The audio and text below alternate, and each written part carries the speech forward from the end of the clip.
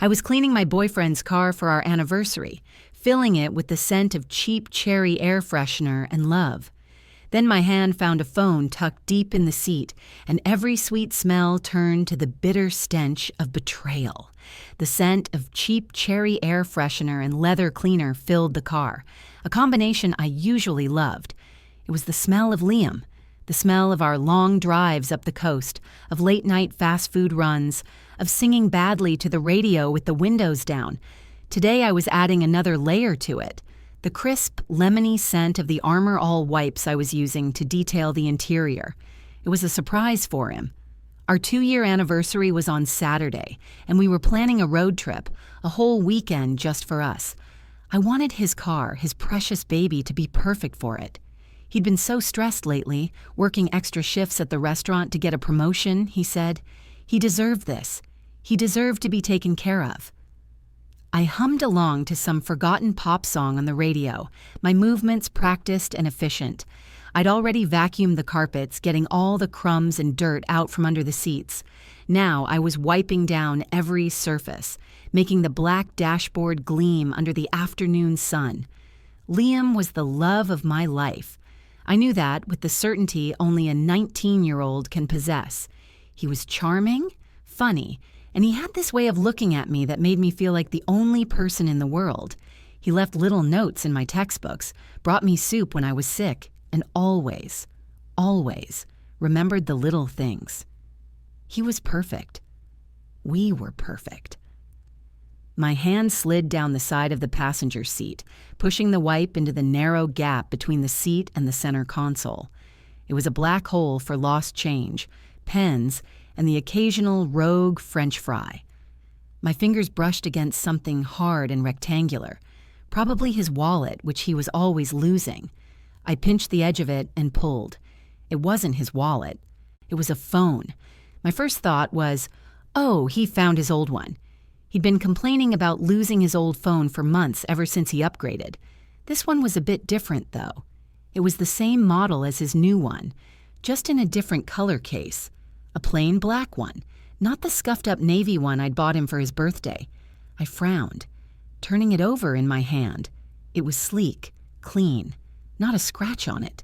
It felt new. A weird knot of confusion tightened in my stomach. Why would he have 2 identical phones? Maybe it was a work phone? He'd mentioned his boss was thinking of giving him one. That had to be it. Curiosity got the better of me. I pressed the side button. The screen lit up, a generic landscape photo as the background. No notifications. I swiped up and it asked for a passcode. On a whim, I typed in his usual one, our anniversary date, 0814. Passcode incorrect. Strange. I tried his birthday. Passcode incorrect. I tried my birthday. Nothing. The knot in my stomach coiled tighter, colder. Why would a work phone have a password he wouldn't tell me about? Why would he hide it? I set it down on the console, my heart starting to beat a little too fast. This was stupid. I was being paranoid. There was a perfectly logical explanation. I went back to cleaning, my movements jerky now, the cheerful song on the radio suddenly grating on my nerves. But my eyes kept darting back to the phone, sitting there silently, a black rectangle of secrets. My mind was racing, trying to stitch together a narrative that made sense, one where Liam wasn't lying to me. The long hours, the exhausted sighs when he came home, the way he'd started angling his phone away from me when he was texting. I had brushed it all off as work stress. Had I been a fool? No. I couldn't jump to conclusions. I wouldn't be that girl. I took a deep breath, grabbed the phone again, and was about to shove it into the glove compartment to ask him about later when the screen lit up on its own. A single notification, a text message, had appeared on the lock screen. My blood ran cold. Chloe. Can't wait for our trip this weekend. You better have a good excuse for her. Trip this weekend. The words echoed in my skull, colliding with my own plans, our anniversary plans. It was like a physical blow, knocking the wind out of me. I sank back into the passenger seat, the lemony scent of the wipes suddenly making me feel nauseous. Chloe. I didn't know a Chloe. The name felt foreign and sharp on my tongue. You better have a good excuse for her.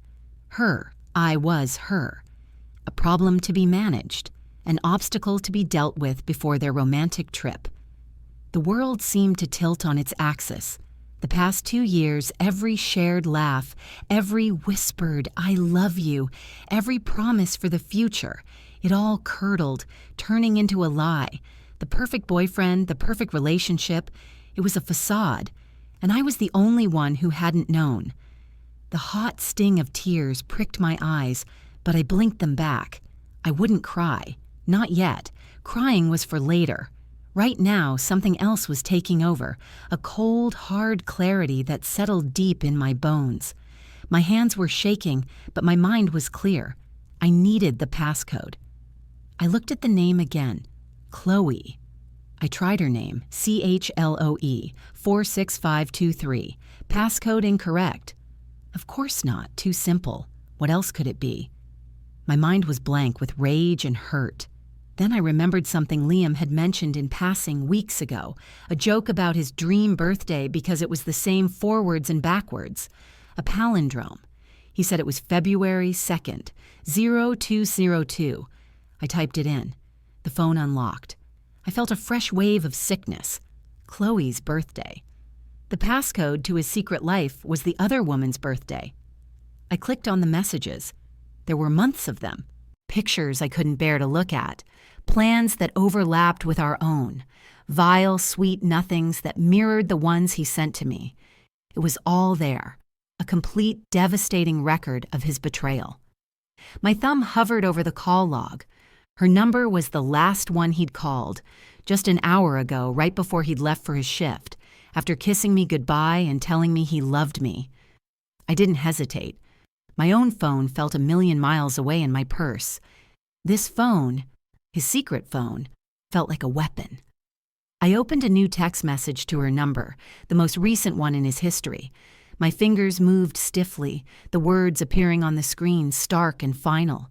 I didn't feel sadness or even anger anymore, just a profound, chilling emptiness. I typed out the sentence that would end my life as I knew it. He's all yours. I'm done. I hit send. The little blue bubble popped up, the word delivered appearing underneath. I stared at it, my breath caught in my chest. For a moment there was nothing. Silence. Just the hum of the car's radio and the frantic beating of my own heart. Then the phone buzzed in my hand, the screen lighting up with her reply. It wasn't what I expected. It wasn't an apology or a question or even a gloating remark. It was 3 simple, confusing words that made my blood freeze over. Who is this? Who is this? The 3 words vibrated through my hand. Simple, innocuous, and yet they tilted my world more violently than anything else I had discovered today. I stared at them, my brain refusing to compute. It was like trying to read a foreign language. It didn't make sense. If she was the other woman, she would know exactly who I was. I was her, the obstacle, the one he needed an excuse for. So why was she asking? My mind spun, grasping for a logical foothold. Was she playing dumb, trying to make me seem crazy? My thumb hovered over the keyboard, my first instinct to type something vicious, something accusatory, but the genuine confusion in her question held me back. It felt real. And if it was real, that only left one other possibility, one so monstrous and unthinkable that my stomach hollowed out completely. I took a shaky breath, the cherry air freshener choking me now. I had to be sure. I had to know exactly what kind of nightmare I had stumbled into. My fingers, slick with sweat, typed out a reply. This is Liam's girlfriend. I think a better question is, who are you? I watched the 3 little dots appear almost instantly. She was typing back fast. My heart hammered against my ribs, each beat a painful thud in the suffocating silence of the car. The reply came through, a single devastating sentence that confirmed my worst fear. That's cute. I'm Liam's girlfriend. We've been together for 4 years. 4 years. The number hung in the air, mocking me. 4. I had been with him for 2. I did the math, my mind numb. My entire relationship, our entire 2 years of love and laughter and future plans, had taken place neatly inside the second half of his relationship with her. I wasn't the girlfriend who had been cheated on. I was the affair. I was the other woman. The cheap, secret girl he kept on the side. The realization crashed down on me with the force of a physical blow. The notes in my textbooks, the soup when I was sick, the way he looked at me. Was it all just a game? A performance? Every lie, every excuse, every odd little detail from the past 2 years suddenly snapped into horrifying focus. Why I'd never met his parents. They're complicated, he'd said. Why he was always so vague about his plans on certain weekends, guy's trip, he'd call it. Why he never posted pictures of us on social media. I'm a private person, babe. He wasn't private. He was hiding me. He was hiding me from her, from his real life, from the woman he'd been with since high school, the woman who probably had met his parents, the woman he was building a real future with while he was feeding me scraps of his time and affection. The phone buzzed again. It was Chloe. Where did you get this phone? In his car, I typed back, my fingers clumsy. He has another one, the one I usually see. The blue case? Yes. A new message popped up immediately. Son of a bitch. I knew it. He swore it was just a work phone. So she had suspected. This wasn't a total shock to her. A strange, bitter wave of something that felt almost like pity washed over me. She had been living with this anxiety, this doubt, for who knows how long. He hadn't just betrayed me. He had been torturing her. I'm so sorry, I typed, and the words felt pathetic and useless. Sorry for what? For existing? For believing him? For unknowingly being the weapon he used to hurt her? Her reply was blunt. Don't be sorry, be angry. How do I know you're telling the truth? That you are who you say you are? It was a fair question. For all she knew, I was a prank, a wrong number, a cruel joke. I switched to the phone's camera roll. It was mostly empty, save for a few pictures of a sunset and a dog I didn't recognize. Of course, he was careful, but he wasn't perfect. I scrolled back through the messages, the ones he'd sent me on his real phone. I found what I was looking for. A selfie we'd taken last week at the beach, his arms slung around my shoulders, both of us grinning like idiots into the camera. The picture of happiness. I took a screenshot and sent it to her from the secret phone, proof of my existence, proof of his crime. The delay this time was longer. I could picture her on the other end staring at the photo, at my face next to his. I could imagine her world cracking open, just like mine had a few minutes ago. The casual intimacy of the photo was undeniable. We were a couple, and she was seeing it for the first time. The phone buzzed. It was her again. Her tone had changed. The confusion was gone, replaced by the same cold, hard clarity I had felt just moments before. Where are you right now? In his car, in the parking lot of the Gilded Fork. He's at work. Another pause. I could feel the electricity crackling through the phone, a plan forming between two strangers united by the same lie. Then her final message came through. It wasn't a question or a statement. It was a command. He gets off in an hour. I'm 20 minutes away. Don't move. Don't move. The command settled over me, a strange anchor in the swirling chaos of my emotions. For the first time in an hour, I wasn't alone in this. I was no longer just the heartbroken girl crying in her boyfriend's car. I was part of a two-woman army, and our enemy was about to walk out of that restaurant whistling, completely oblivious to the fact that his two carefully separated worlds were about to collide in the front seat of his precious Ford Mustang. The 20 minutes I waited for Chloe felt like a lifetime. I sat motionless, the secret phone clutched in my hand, Liam's real phone, the one with the blue case sitting on the passenger seat next to it, like a piece of evidence. I had retrieved it from the glove compartment, where I'd tucked it away earlier. The The two phones, side by side, were a perfect metaphor for his life. One for Chloe, the public-facing, long-term girlfriend. One for me, the secret, the side piece, the fun little diversion. Sickness roiled in my gut. I had loved him. I had trusted him implicitly. And all along, I was just a game to him. My eyes scanned the parking lot, every approaching car sending a jolt of anxiety through me. What was I even doing? What was this going to accomplish? A messy public confrontation? Screaming and crying in a restaurant parking lot? Part of me wanted to just drive away, to go home, crawl into bed, and pretend this day never happened. But I couldn't. I couldn't let him get away with it. I couldn't let him walk out of that restaurant, give me a kiss, and drive us to our anniversary weekend while Chloe sat at home wondering where he was. We both deserved better than that. We deserved the truth, no matter how ugly. A silver Honda Civic pulled into the spot directly across from me, and my breath caught. A woman with dark, wavy hair tied up in a messy bun got out. She was wearing jeans and a simple gray t-shirt, but she moved with a confidence that I envied. She glanced around, her eyes landing on the Mustang, then on me through the windshield. She gave a small, almost imperceptible nod. It was Chloe. She walked over and opened the passenger door without a word, sliding into the seat.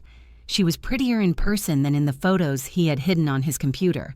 She had kind eyes, but right now they were filled with a storm of emotions I recognized all too well. Hurt, fury, and a bone-deep weariness. For a few seconds, we just sat there in silence, two strangers connected by the single catastrophic lie of the man we both thought we loved. "So," she said finally, her voice steady, betraying none of the turmoil I saw in her eyes. "This is it." She gestured around the car at the cherry air freshener dangling from the rearview mirror. "Smells like him."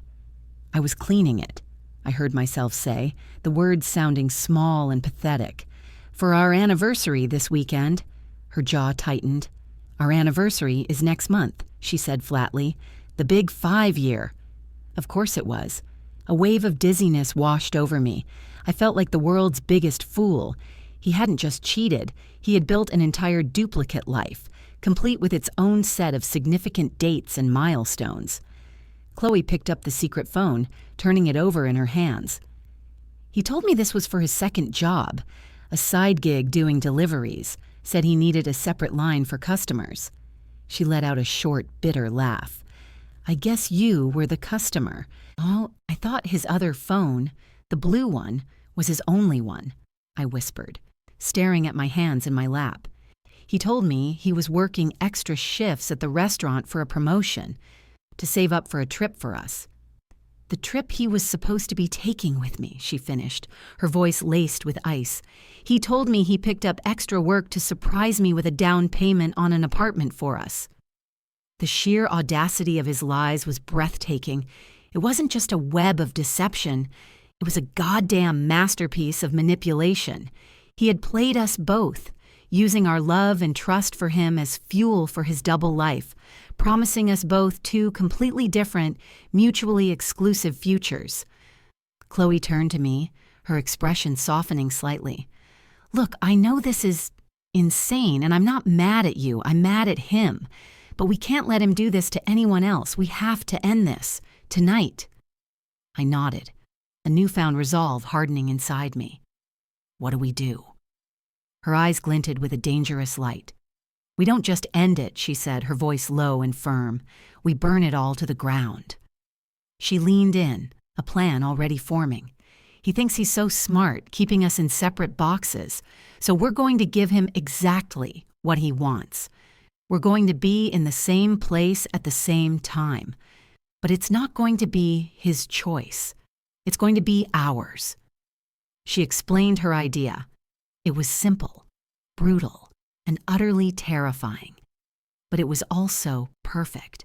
It would give him no room to lie, no space to squirm his way out of it. It would force him to confront the wreckage of his own creation in one swift, devastating blow. We didn't have to wait long. At 5 minutes to 10, the back door of the kitchen swung open, and there he was, Liam, My Liam. Her Liam. He was laughing with one of the other cooks, his handsome face crinkled in a smile that used to make my heart skip a beat. Now, it just made me feel sick. He said his goodbyes, slinging his backpack over his shoulder and starting the walk towards the car, towards us. "Ready?" Chloe whispered, her hand hovering over the door handle. I swallowed hard, my heart pounding in my ears. "Ready." He was about 20 feet away when he looked up and saw me in the driver's seat. A wide, easy smile spread across his face, and he raised his hand in a wave. He hadn't seen Chloe yet. Her side of the car was angled away from him, and the evening light was fading. He was expecting his adoring girlfriend, waiting to surprise him with a sparkling, clean car. He had no idea he was walking into an ambush. He reached the driver's side door, his smile never faltering. "Hey, beautiful," he said, his voice the same warm, loving tone he always used. "What are you doing here? I thought I was meeting you at home." He leaned down to kiss me, his eyes full of what I had always thought was love. And that's when Chloe opened her door. The soft click of the passenger door opening was deafening in the quiet parking lot. Liam froze, his lips inches from mine. His smile didn't just falter, it evaporated, replaced by a mask of pure, unadulterated panic. His head snapped towards the other side of the car, and his eyes, those warm, loving eyes, widened in horror. He looked like he'd seen a ghost. In a way, he had. The ghost of the life he thought he'd successfully hidden. Chloe stepped out of the car, slow and deliberate, and shut the door with a quiet, final thud. She didn't look at him. She looked at me, a silent question in her eyes. "You okay?" I gave a tiny, trembling nod. Then she turned her gaze on Liam, and the temperature in the parking lot seemed to drop 10 degrees. "Chloe," he breathed, his voice a choked whisper. He took a step back from the car, as if putting distance between himself and the impossible reality in front of him. His eyes darted between the two of us, his brain visibly short-circuiting as it tried to process how his two separate worlds had managed to occupy the same space. What are you doing here?" "I could ask you the same thing, Liam," she said, her voice dangerously calm, but I think she already answered that for me. She gestured towards me. Liam's face, which had been pale with shock, now flushed a deep, guilty red. He couldn't even look at me. He just stared at Chloe, his mouth opening and closing like a fish, no sounds coming out.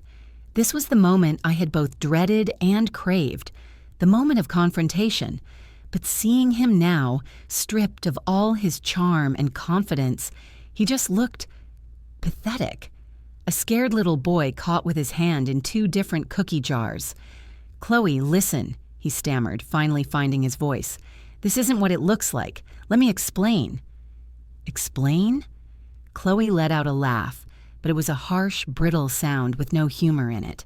"Oh, I want you to. I really, really do. Explain how you were planning a trip with her for this weekend, the same weekend you told me you were visiting your sick aunt.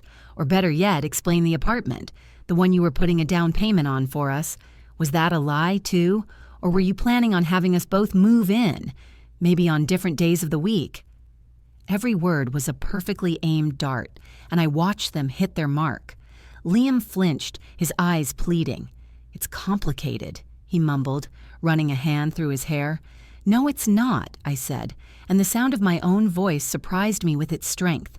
He finally looked at me, and I saw a flicker of the old Liam, the one who could charm his way out of anything. He opened his mouth to speak, probably to spin some new, intricate lie designed just for me. But I cut him off. "It's not complicated, it's simple. You lied to both of us." I got out of the car, standing beside Chloe. We didn't touch, didn't even look at each other, but I could feel her presence beside me like a shield. We were a united front, two women who had every reason to hate each other, standing together against the man who had wronged us both. "Babe, please," he said, his voice cracking. He had the audacity to call me babe. "Let's just talk about this, not here." He gestured vaguely at the restaurant, at the other employees now milling around by the back door, watching the drama unfold. "No, I think here is perfect," Chloe said, taking a step forward. "I want everyone to see what a coward you are." She held up the secret phone, the black one. You told me this was for work. Who was the customer, Liam?" "Her? Or was I the customer? The one you serviced for 4 years while you were out shopping for a newer model." He winced as if she'd physically struck him. "It wasn't like that." "What was it like then?" I asked, my voice rising. "Was it fun? Was it a thrill keeping us apart? Juggling our schedules, our anniversaries, our entire lives? Did it make you feel powerful?" "No, of course not," he insisted, his voice desperate. "I love you." He looked at me when he said it, his eyes filled with a sincerity that, just hours ago, would have melted my heart. Now it made my stomach turn. "Don't," I said, holding up a hand. "Don't you dare say that to me." "I love you too, Chloe," he said, turning to her, his voice breaking. "I swear, I was going to end it with her. I didn't know how."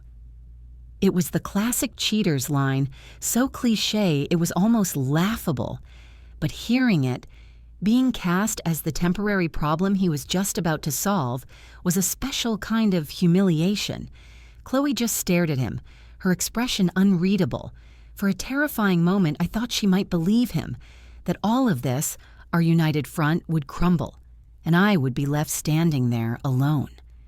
She was silent for a long, agonizing beat. Then she looked at me, then back at him. "You know what, Liam?" she said, her voice eerily soft. "I believe you." My heart sank. He looked at her, a pathetic glimmer of hope dawning on his face. "You do?" "Yes," she said. "I believe that you are a pathetic, spineless liar who is so terrified of being alone that you'll say anything to anyone to keep your options open. I believe you love the idea of having someone, but you don't have the character to actually love a person." She took a deep breath. "And I believe you left your wallet in my car this morning." She reached into her purse and pulled out his familiar brown leather wallet. She opened it, pulled out a credit card, and held it up. "Is this the card you were going to use for the down payment on our apartment? Or was it for your romantic weekend getaway with her?" Liam just stared at her, speechless. He had no more lies left. Chloe smiled, a sharp, cold thing that didn't reach her eyes. "Good, because I have one more surprise for you." She turned her head slightly and called out towards the restaurant's back door, where a small crowd had now gathered. "You can come out now. He's all yours." My blood ran cold. What was she talking about? I followed her gaze. A figure detached itself from the shadows by the dumpsters, stepping into the dim glow of the parking lot lights. It was another woman. She was older, maybe in her early 30s, with fiery red hair and a furious expression on her face. I had never seen her before in my life. She strode towards us, her eyes locked on Liam, and my mind reeled, struggling to understand. Who was she? The redhead stopped right in front of Liam, ignoring Chloe and me completely. She looked him up and down with utter contempt. Liam looked like he was about to pass out. He stared at her, his face ashen, and whispered a single, horrified word. "Heather. Heather."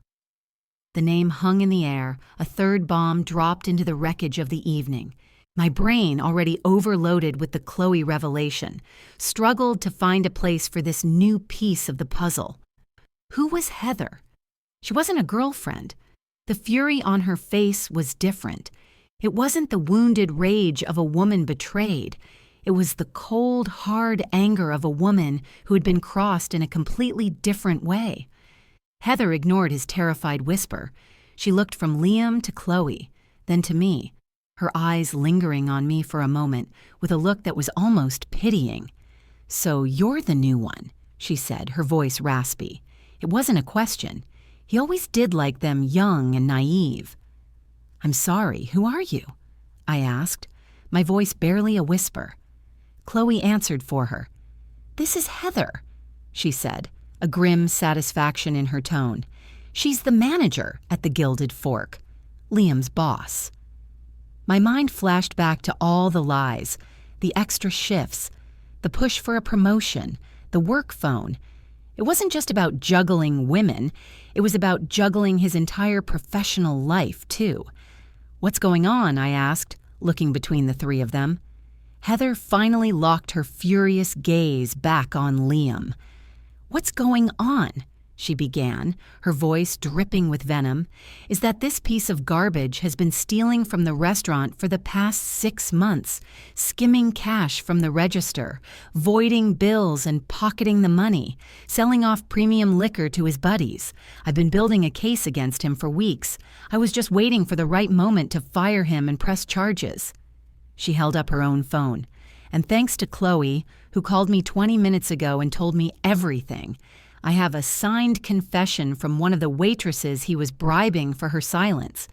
It seems our little Romeo here wasn't just promising futures to you two." The final piece clicked into place. The extra cash he always seemed to have, which he claimed was from tips, the expensive gifts he'd bought me, the fancy dinners. It wasn't from hard work. It was stolen. The down payment for Chloe's apartment, the weekend trip for our anniversary, it was all funded by theft. He wasn't just a cheater and a liar, he was a common criminal. Liam seemed to shrink under Heather's glare. The charming, confident man I thought I knew was completely gone, replaced by a hollow shell. He had nothing left. No lies, no excuses, no escape route. He was surrounded. "You're fired, Liam," Heather said, the words sharp and final. "Security is on their way to escort you out. Don't bother coming back for your things. We'll have them mailed to you, or maybe to the county jail. We'll see." She didn't wait for a response. She turned and strode back towards the restaurant, her point made, her justice served. We were left in the parking lot, the three of us, under the flickering fluorescent lights. The silence was thick with the ghosts of 3 broken relationships. Liam finally looked at me, his eyes pleading, desperate. "I can fix this," he whispered. "Just give me a chance. I can explain everything." I just looked at him, and for the first time, I saw him clearly. Not as the perfect boyfriend, not as the charming liar, but as a deeply broken, selfish boy who built his entire life on sand, and the tide had just come in. "There's nothing to fix, Liam," I said, my voice quiet but firm. I took a step back, aligning myself with Chloe. "We're done." "Both of us," Chloe added, her voice like steel. She took her car keys out of her pocket and tossed them onto the hood of his Mustang. They landed with a clatter that sounded like a gavel. "You can keep the wallet," she said. "You're going to need it for a good lawyer." And with that, we turned our backs on him. We didn't run. We didn't cry. We just walked away side by side, leaving him standing alone in the parking lot with the ruins of the life he had so carelessly constructed. As we reached Chloe's car, I heard the wail of a distant siren growing closer, a fitting soundtrack to the end of an era. Chloe drove me back to my apartment in silence. There was nothing to say. We had been through a war together, and we were both too exhausted for words. When she pulled up to my curb, she turned to me. "Are you going to be okay?" she asked, her kind eyes filled with genuine concern. "I don't know," I answered honestly, "but I will be, eventually." I looked at her, this stranger who had become my unlikely ally. "Thank you for everything, for calling her, for not hating me." She gave me a small, sad smile. "He's the one to hate, not you. He played us both." She hesitated for a moment, then said, "If you ever need anything, or just want to get a coffee and talk about what a bastard he is, here's my number." She wrote it on a napkin from her glove box and handed it to me. I took it, our fingers brushing. It felt like a peace treaty. "Same goes for you," I said. I got out of the car and watched her drive away. As I walked up the steps to my apartment, the one Liam had a key to, the one filled with pictures of us, I didn't feel the crushing sadness I had expected. I felt light. The weight of his lies had been lifted, and while the truth was ugly and painful, it was also liberating. Inside, I walked straight to the living room and took down the framed photo of us from the bookshelf. I looked at his smiling face, a face I had once adored, and felt nothing but a hollow emptiness. I dropped it in the trash can. Then I went to the front door, slid the chain across, and turned the deadbolt. For the first time in 2 years, I was alone in my apartment. And for the first time in a very long time, I felt completely, utterly safe. The story was over, and a new one, my own, was just beginning.